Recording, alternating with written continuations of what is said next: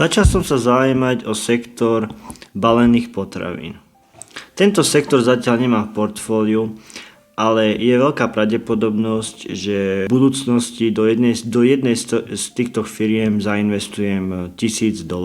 Prečo ma začal zaujímať tento sektor? Tento sektor si aktuálne prechádza problémami a mnohé firmy, ktoré už na to začali reagovať výrazným poklesom. Tých firiem není málo, ale je ich celkom dosť tohto sektora a preto ja vnímam to, že tento sektor má nejaké reálne problémy, dočasné problémy, ktoré sa časom vyriešia. O nákupe rozhodne technická analýza a bezpečnosť dividendy, lebo tieto spoločnosti sú väčšinou sú v podstate všetky dividendové a za mňa najväčšie riziko na týchto firmách je to, že keď majú tie všelijaké problémy s tržbami a ziskami, je to veľké riziko, že môžu okresať dividendu, čo bude mať s najväčšou pravdepodobnosťou by malo negatívny dopad na cenu akcií. V minulosti som identifikoval tiež taký podobný sektorový problém v sektore asset management a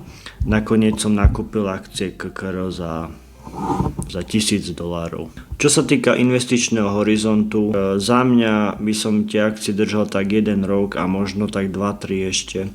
Ale určite toto nebude investícia na dlhodobo, keďže tento sektor pre mňa nie je zaujímavý. Nie je tu ani AMD, ani firmy ako Meta, ktoré sú v podstate rastové alebo stroje na peniaze. A v podstate tu je čisto len špekulácia na tom, že ten sektor má nejaké problémy, ktoré sa vyriešia a akcie sa dostanú do nejakého normálu. Ďalšia vec je tá, že ja vôbec nie som fanúšik týchto firiem aj z toho dôvodu, že vyrábajú potraviny, s ktorými ja moc nesúzniem. V podstate oni vyrábajú priemyselne spracované potraviny a ja sa viac orientujem na základné potraviny, ale rozumiem, že sú ľudia, ktorí takúto stravu uprednostňujú.